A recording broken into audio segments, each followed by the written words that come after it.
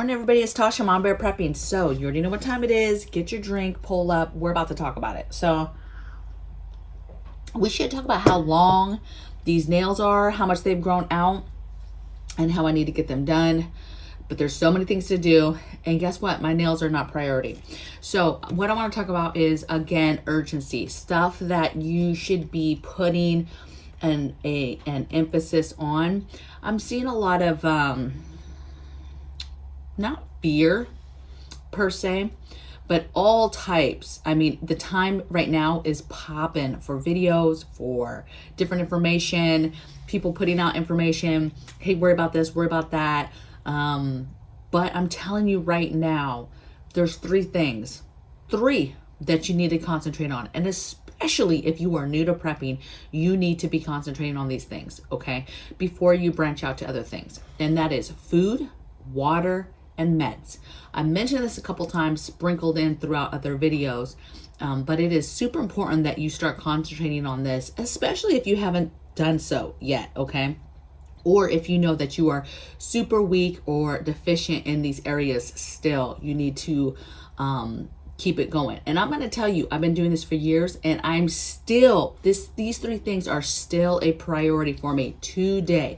When things pop off, when certain things happen in the world that give me pause, these are the three things that I make sure that are up to date, okay? And so I'm going to walk you through kind of just a basic why, and then I'm going to tell you the three things that I'm doing to prepare right now in these three areas, okay? First thing is food. First of all, food, baby, is about to be gone. We are gonna go through a famine, okay? And there's so many of us, and I say us because I'm part of that group, that has never even remotely seen struggle in regards to that, meaning no food, okay? The average family eats, okay, and has something to eat, okay? Yes, there are families that go through times, go through periods, right? We grew up on Section 8, right? But we still had food. Was there times where stuff was low? Absolutely. Was there stuff in times where we couldn't get what we wanted, right? Because of money or whatever? Absolutely, okay? But very few of us, there's a lot of us that do not know what it feels like to go hungry, okay? And for those that do, God bless you, okay? Because hard times are coming, and those struggles that you have gone through will help you mentally get through it again, right? And there's a lot of people that are not going to be able to handle, or even, it's hard to even fathom what it looks like, let alone feels like, a time where there's no food, okay? Now, there's other things that are going to pop up if you do have food. How long will it last? Can you keep it safe? Can you keep it from other people? Yeah, maybe you have it, but maybe it's only a month. How long will this last? So you could be okay on day one of a situation, but in your mind, you know that the end game is coming, and then you are right there going to be with the other people that are starving and don't know where they're getting their next meal. And that's a very, very scary thing, and bad things happen when there's no food, right? You're going to have people in despair, disease, homeless, turning to crime and other things, desperation. It's just going to be, starvation, people dying because they literally do not have enough food to eat. And I think that at first people are going to try to help, right? And we're going to have this dialogue of like, hey, there's people out here to help. People are going to be helping people, right? Donating food, that type of thing, until people get smart and realize, wow, maybe I shouldn't donate my food because, how bad can this get? And unfortunately, that might not be like this. And so, it's going to just be a terrible situation, okay? Three things I'm doing right now personally to constantly work on this, okay? One, I've been preparing for a while, but growing food, that's recently pretty new for me. I'm in my second year of growing food. I've got my seed started. I'm planning out my layout and where to put stuff, and that's what it's about right now, is growing food and this growing season, and planning that out on exactly what I want to do. And that goes further into my second thing, which is canning and preserving. So that's twofold. Normally I'm buying the product, right? I'm buying the meat, I'm buying whatever it is, I'm canning to make a soup or whatever, I'm canning it. I'm dehydrating, right? But then this year for me, it's going to be really concentrated on the food that I preserve, keeping it in the freezer, or keeping it good after I've picked it, and then preserving it once I get enough, preserving it in a proper way, right? Last year I didn't get that much food, and we were just eating it as I was picking it and getting it. We were washing it and eating it, just fresh, like within our meals. So this year I really want to get better at preserving it, keeping it, whether that's in the freezer or whatever. And then once I get enough, preserving it, right? Fermenting, pickling, pressure canning, if it's something that I can, water bathe, whatever. Okay. So, 3 things: grow, can, and preserve. So pressure canning, preserve. If you do not have a pressure canner or water bather, get one of them, start something. You will feel so accomplished, and it's addictive. And then you'll continue to do stuff. And the 3rd thing is getting your canned options. It's almost too late. It's not, because you literally can still go in the store today and get canned food. You can still get food. I would say preserve, but canned food is the fastest, easiest option right now for somebody who has never really put away food. It is the fastest way to do it, okay? And it will last a very long time. And so you should be going out there getting flats of canned meat, flats of canned vegetables, some canned fruit. Make sure some of the acidic stuff won't last super long term in cans. So just keep that in mind if you are thinking long term, like you're thinking you're trying to keep something for years and years and years in a dark, cool place. Think that through. You might want to dehydrate stuff like cans of let's say pineapples or something like that. Okay. But canned options. Get your chilies, get your soups. Because for a lot of people, that is your only option right now, right? If you've never grown anything and you're so intimidated to start, then you better be putting all that energy towards the canned foods then, okay? While you sit back and slowly teach yourself and research and get comfortable to where you want to do it. But baby, the game is survival. So you either want to jump in, and now is the time to jump in with both feet, even if you're at the beginning stage, or, I don't know what to tell you, right? So now's the time. So that's food. Water. Let's talk about water, because water is a big thing for me. Water is one of the most overlooked prep, meaning people do not think about it. There's preppers, you guys, that do not prep water. There is people who brag that they're about emergency preparedness, and they're all about survival this, survival that, and they do not they don't keep water at all. They don't have a valid, solid plan how to procure water and how to make it safe to drink, depending on what situation happened. Maybe they've read some books, they know some crude filtering ways, right? And they're just on the survival thing, like, I'll find water and I'll filter it, it's no big deal, right? And I'm telling you right now, that's not the way to go, because we are probably in our lifetimes the scariest possibility of warfare, nuclear warfare, that we've ever been in. I'm not saying it's going to happen at all, but what I'm saying is we are the closest we've ever been to it, to the possibility of it, to actually having conversations out loud of how do you prepare for that, and to say that, oh, you're just going to procure water. In that situation, baby, the water that you're going to be drinking is whatever's in your stinking house, okay? So you have to have water. I don't care if you have this luxurious homestead, I hope you have water. Tanks of water, have a way to get that water safely into your home, or have water in your home. I cannot stress this enough, okay? And I get it. A lot of people are like, oh, what are some, water, a little bit of water, or couple hundred gallons of water in your home gonna do? You never know what the water in your home could save. You never know how long a situation is going to last, okay? And if you're close enough to some sort of fallout, that's 6 to 8 weeks possibly that you have to get through that initial hardcore fallout stuff that's possibly happening. And that's kind of long term. It's really more like, if you read most things, it's 3 to 6 weeks. But I always say, look, if it's nuclear, everything I'm doing, we're preparing for when it comes to just initial fallout. We plan for 6 to 8 weeks in our home. You need water, okay? Yeah, I get it at that point. It's really just drinking water. But water is extremely, extremely important. I cannot stress it. 3 things I'm doing. I'm putting it everywhere.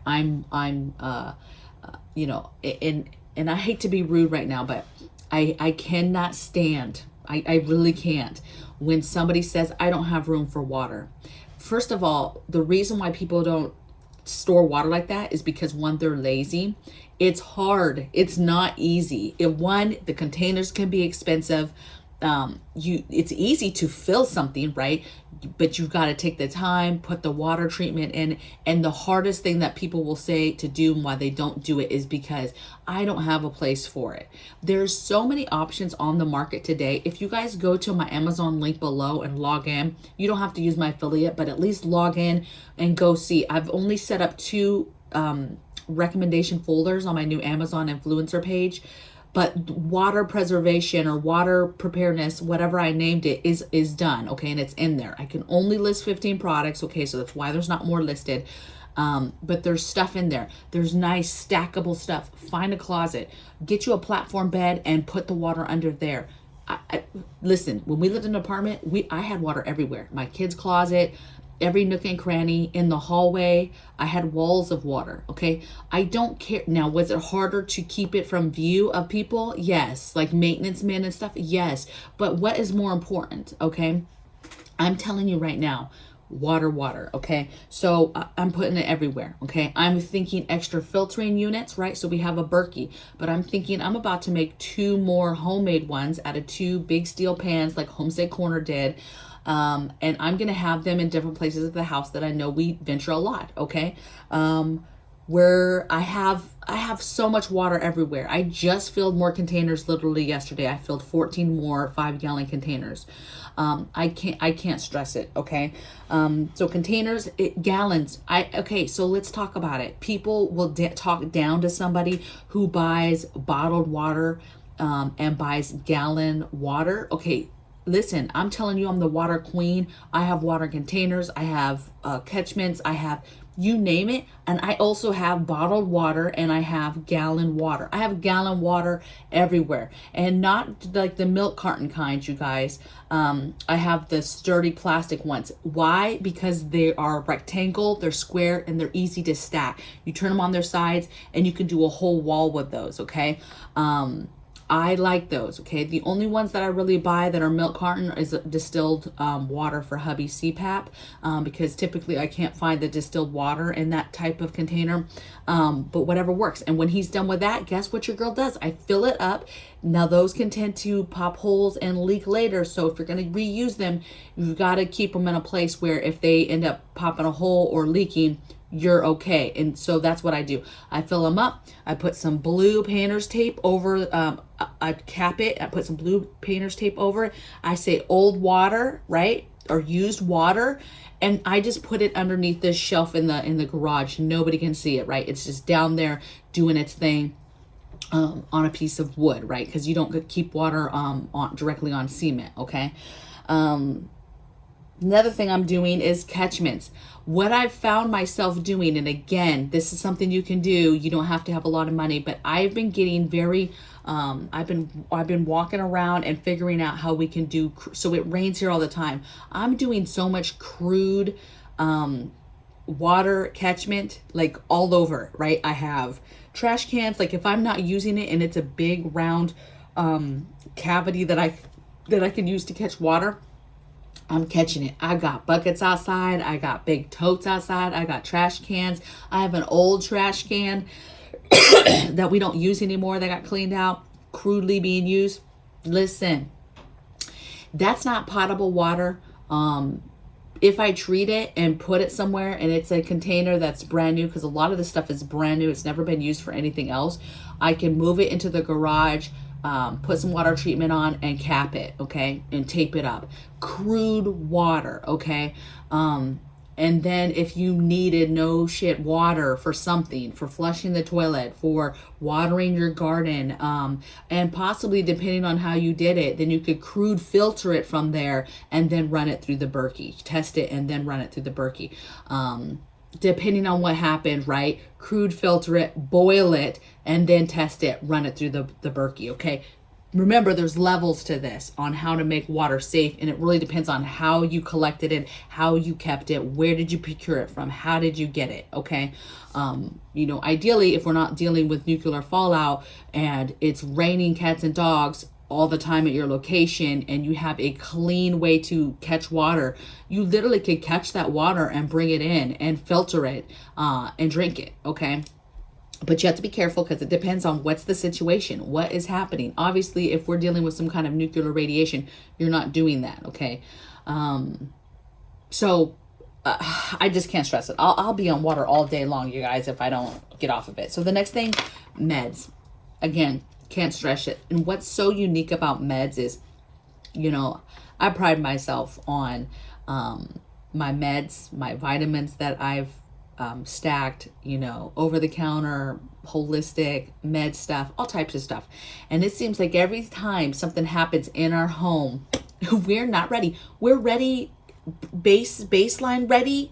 But then because of what has happened, we're like, no, we want something else. We need something better. We need something more streamlined. Like my eye, you guys, I have a stinking stye and I had some stuff, but I wanted more. I was like, oh, I wish I had this. I wish I had that. Now we have all types of stuff, right? So this is what I'm doing when it comes to meds. And this is why it's a concern. One, it's concerning because China and India is where we get most of our stuff. And I just don't, they're acting funny, right? They're acting funny right now. And if something happens where they have to draw their line in the sand and it ends up being with Russia and they get involved somehow, in exports, imports, and impacts, and if we try to put any kind of sanctions on them, that's going to be a bad day for us. You know how much stuff you get from China, let alone, the whatever BS stuff you buy. I'm talking about meds, pieces of meds that we use and need to make medications, prescribed medication, life-saving medication. And so it's important to get the stuff. So what I'm doing is I'm trying to think of every body part and then get that prep. And I'm trying to do that also where I'm getting over-the-counter fixes, right? Meds, and I'm getting holistic stuff, right? I'm getting the vitamins, I'm getting the plants and putting them in my garden. I'm trying to think across the board everything that I could possibly need for that thing, right? I'm thinking about all the things that have happened to my family medically, let's say in the last 5 years for each person, and I'm trying to make sure that I get those things medically. Each body part, and I'm thinking about each person. Just because you have meds across the board, do you have meds across the board for the children, for the kids, for infants? Do you have the same medications across the board for your pets, for your animals, whether they're outside animals, inside animals? Do you have all the basic meds for them, okay? That's important. And think about their body parts, right? What happens if your dog gets an earache, right? That's what you're gonna walk through is the different body parts for dogs. Google, hey, what's the top everyday things that happen to dogs medically, okay? And then prepare for that stuff, okay? It's not rocket science, but it is still hard. I still find myself when something happens, that's when I find out I have a hole. I'm like, I can't believe I have that. Or something that I have gotten for years and years, but then we've used it. And then I'm like, before you know it, we need it and time comes up. And I'm like, I can't believe I let us run out of whatever, right? Tums, let's say, right? Had tons of Tums over the years, but used a little bit over the years. And then one time I need Tums and you look down and you're like, I have no Tums, right? And you're and I'm in shock that what something as simple as like some Tums I'm out of, okay? And so that's what I mean by really looking at your stores, really looking at your holes. Think about body parts, get those things done. Everyday aches and pains, that stuff's gonna matter, and it's gonna matter to mental health, okay? for you being able to provide for your family, and medically they do not feel good, something is going on with them, and you're able to figure out symptom wise and figure out how to make them feel better, that's huge. Okay. And so many people, I hate to say it, run to the doctor to just be seen, which is smart. I'm not saying don't do that, because by all means, that's what doctors are there for. And there's a lot of people that do the opposite, never go to doctors, and that's bad as well. But you also have people who run to the doctor for every little thing. And if they just took a moment and did a little bit of reading and figured out some stuff and learned some stuff, like that's how you evolve of being able to survive and take care of yourself and adapt. Okay. And so that's important, to be able to do that and to have the faith in yourself to see if you can figure things out first before just, oh, I need help. And it's like, you didn't need help. Okay. And the next thing is, get in this area is your backup literature, right? I have a ton of holistic books, medical books, but it's very important that you get all the backup literature. Get some basic EMT books, get some basic symptom type books, get some holistic books that literally list out, hey, what's wrong with you? And then it will list out all the different things holistically that you could put together that work for that, right? And you can make you a tea, or maybe you can make you a salve, or maybe you have a tincture and you can put a couple drops of that tincture in a tea. Whatever it is, get the books that teach you about this stuff. Okay. You never know what happens when you need that book and you're like, I need something to walk me through anything. Okay. Simple first responding type books, first responding type cards, flashcards, quick notes, all types of stuff. Even think about it in a sense of study manuals that EMTs would get, or doctors would get, or nurses would get. That stuff matters. Okay. Knowledge is power, and you never know when you're going to need that stuff, and you're not able to, rely on, either the internet, or you're not able to rely on being able to go to the doctor for whatever reason. Okay.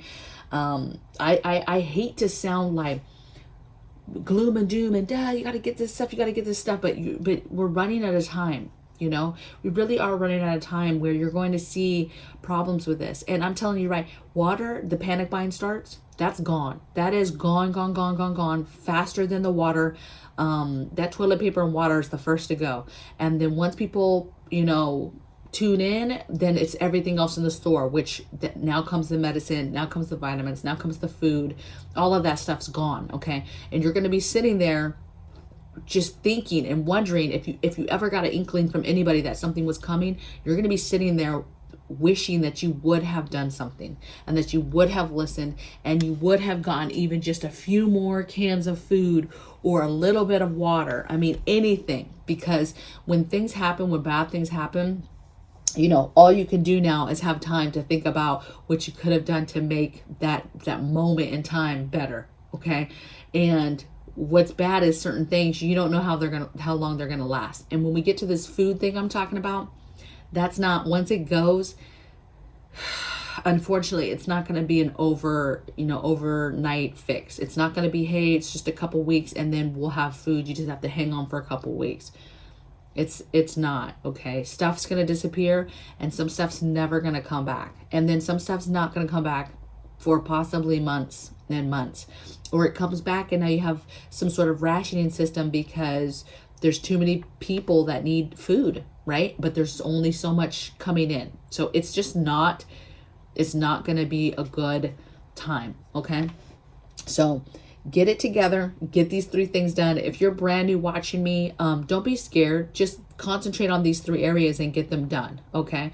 And don't let people tell you, first of all, don't talk to people. The time is done. There's no need to bring in your friends and telling people that you've been enlightened and that you're starting to prepare. Don't do that, because things are going to get so bad that you're going to put a target on your back. And then when your friends need food and people that you were trying to help need food, they're going to remember when you said you've started prepping. And even if you haven't been doing it for that long, they're still going to remember, and they're going to still come to your door if they don't have food and ask for food and demand to have food. You said you were prepping. I know you have food in here. Okay. And so, be diligent, get the stuff you need, be quiet about it. and handle your business. So I hope that you guys have a blessed day. It's Monday. It's the beginning of weekday. It's super, super rainy here. I've been doing a lot of stuff though. It basically, as soon as the rain stops, we've been doing a bunch of stuff outside. I got my first 3 garden beds.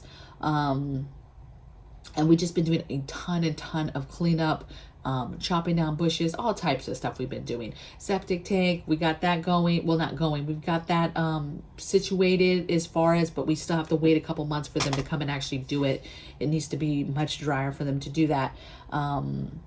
But we're doing the things. So all the things that I'm saying here, this is what I'm doing. This is what I'm concentrating on. And I wish you guys well. And take some time for yourself. It doesn't have to be this 24/7 all the time. Do this, do this, do this. Hurry up, hurry up, hurry up. Oh my gosh, the sky is falling. No, do these things, handle your business, and do things with your family, right? Take a minute, take a breath. Stop stressing yourself over preparedness. If you make this a lifestyle change, then it's a little bit every day, okay? It's people ask me all the time, how do you do it? How do you do it? How do I do what? Like, you guys seem like I'm like doing stuff 24/7. I'm really not, okay? Because every day, this is our life, right? So it's just part of the normal routine of what we're doing, okay? It's not like this extra difficult thing that we've added to our plate, okay? So I'll see you guys tomorrow, and I'm excited to see what you guys have to say in the comments below. All right, take care. Bye.